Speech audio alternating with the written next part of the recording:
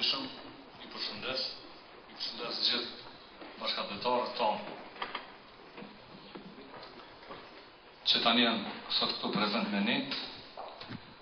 Ajo që duhet të them është së pari që shqiptarët pra si shumë kombe tjera që shtetin dhe lirinë e vetë e kanë arritë përmes përpjekjet shekullore, përmes përpjekjeve të përgjashme e vujtjeve të shumta, i karakterizon fakti që ata kanë shumë më shumë bashkëdhetarë se sa qytetarë.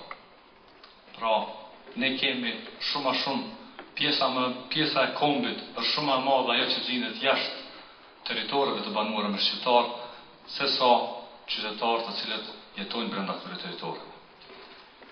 Kjo në fakt përbën një ndarje të dytë, sepse shqiptarët jo vetëm që janë të ndarë brenda territoreve ku ata jetojnë, për ata disi janë të ndarë edhe me bashkëdhetarët e vetë, të cilët edhe pasojë e vujtjeve të shumta janë detyruar që të jetojnë jashtë vendlinjës së tyre. Po thuj në të shkuarën e deri më sot, edhe sot e tutje, vazhdon që bashkëdhetarët tonë të jenë për herë pjesë e çdo procesi, çdo vujtje, çdo vendimi, çdo aktiviteti politik, çdo lëvizje popullore, që ata të jenë pikërisht në themele, të jenë gati ndër shtyllat kryesore që mbajnë ata. Pra, sa herë që kërkojnë nga ata, sa herë që kërkohet edhe sot nga ata janë për herë gati dhe për herë përgjigjur. Kështu janë përgjigjur me vullnetar kur ishte kohë lufte, janë përgjigjur edhe me ndihmën financiare që ishte kryesorja për luftën tonë, janë përgjigjur edhe me herët në kushte paqe kur në Kosovë, kur Kosova vunte nga papullësia dhe të gjithë pothuaj ishin dëbuar nga puna, janë përgjigjur edhe sistemit paralel të viteve 90-ta arsimit e kështu me radhë. Ata vazhdojnë edhe sot të jenë të tillë, pra ata vazhdojnë edhe sot të japin për Kosovën. Sot rreth 10% të brutoproduktit vendor është në vlerë paratë të cilat hyjnë sot vijnë nga diaspora. Në vitin 2008 ishin rreth 535 milion euro të cilat erdhën nga diaspora, pastaj kjo në vitin 2009 ra një grip. Dhe e tërë kjo ndihmë, e tërë ky kontribut i diasporës tonë, për i mërgatës tonë, shkon pikërisht në pjesën që e lehtëson dhimbjen aty ku shteti dështon. Pra, aty ku shteti dështon që qytetarëve të asigurojnë një mirëqenie, aty është bashkëdhetari ynë, aty është mërgata jonë e cila e lehtëson këtë dhimbje dhe e plotëson dështimin që e bën sot shteti.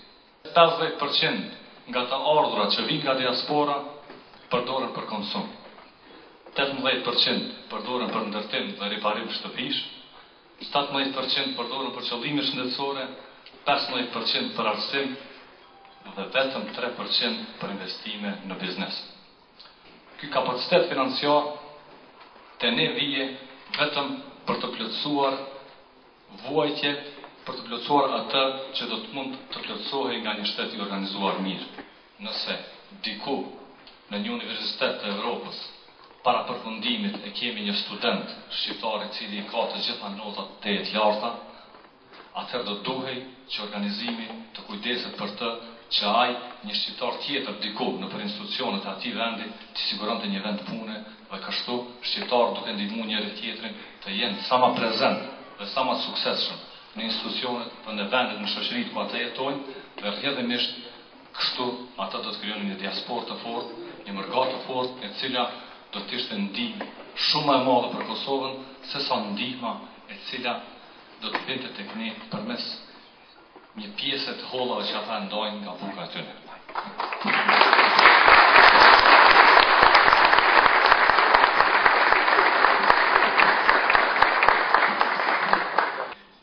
Kontributin e diasporës do të kishim dhënë në tri nivele. Është kontributi që diaspora jep në lobimin edhe avokimin e çështjes kombëtare. Në këtë prizmë, unë personalisht dhe shumë i ta jemi bukur të kënaqur. për faktin se shqiptarët e bojnë këto i prisë të dashurisë, të motiveve, të lidhjeve me dheu.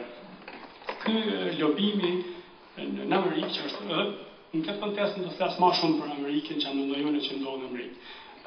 Avokimi dhe lobimi i diasporës në përgjithësi është në nivel të kënaqshëm, nuk është atë ku duhet.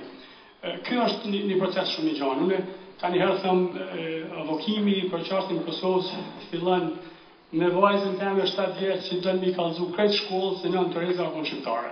Këtë gjithkush i ka lodhur kallëzu.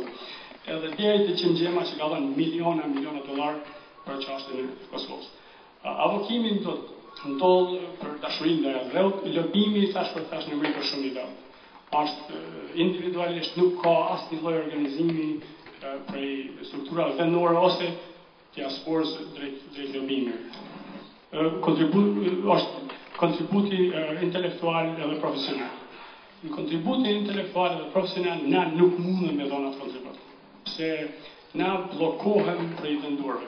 Jo për juve, po në Shqipëri, në Kosovë, në Maqedoni, në Malzi, vendorët i frigohen këtij kontributit të diasporës. Se kanë frikë për aftësitë tona profesionale dhe intelektuale. Një kontribut tjetër që na mundem me dhënë është ai materiale dhe financiare. Këtu qëndron krejt dyshit. Ky kontribut jo se nuk përdoret, jo se bllokohet, po ky kontribut abuzohet. Pse abuzohet? Unë jam bashkëpunëtor. Edhe na tonë jemi marrë hat kur bim diçka në gurt, një telefon, një kompjuter, një traktor, një kërë, se sa kur bim parë. Shumë e thjeshtë. Na nuk dojmë me pru pare, se na mendojmë se ato pare, edhe kur paguhen si kontributet, ati me abuzohen. Po ja një rast, unë kom ndikute një miku imi që kanë Viktor Ule, me ardhe përnusë të si kështëtari, kryeministrit, ato si organizator i koordinimit në Amerikës dhe Kosovës. Leqe nuk e kanë pranu, e kanë ai 2 vjetë e gjysha 3 vjeqa ka po dhe e kanë kërcnu. Nuk mundën me thirë një njeri që ka kry Harvard, ka kry Columbia, ka edukim shumë naltë, ka mundësi me marë $100,000 në vjetë të ardhëna. Me ardhë me thonë hadin Kosovë, edhe kura i fillën me punu, me principe, me norma morale, me qatë është eduku, ja qojnë mesazhin në telefonit, thojnë ka bëj kështu, ta di shpili, di ku ki banesën.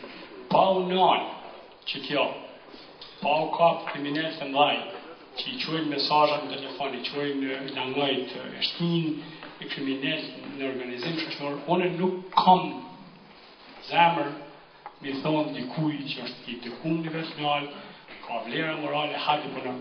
Ka njerë du mi pa dhe numra, për mi pa situatën, jo që ka thëmë mënë, po e kujnë numrat. Për shembull, unë kom shku në Amerikë në vitin 88. Edhe i kom pagu $2,300 për më shku në Amerikë. Po thëmë 88 dhe një 5.000 Kosovarë në shku në Amerikë. Sot qmimi është $40,000 më shku në Amerikë. Me ra qmimin $2,500, unë e me dhej se 50.000 Kosovarë shkojnë në Amerikë. Kjo e tregon tragjiken e situatës. Është një tregus shumë i mirë ku na mundën me këqyrë qysh është gjendja. Edhe unë e kom premtu edhe përpara kësaj tribune dhe se unë nuk do të akuzoj qeverinë ose organizimin politik në vend.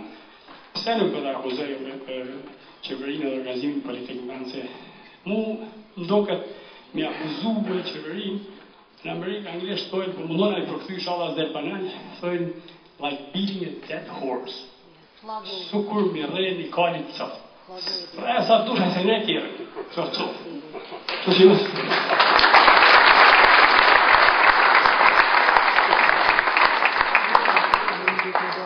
unë kam qef mi umërtit kualë të gjallë, që që ata një se tjetë, hajtë të qoftë se vjerë tjetë. Nuk ka të përja. Një qeveri ashme do të më bojë jo pak ma shumë, por shumë ma shumë për diasporën.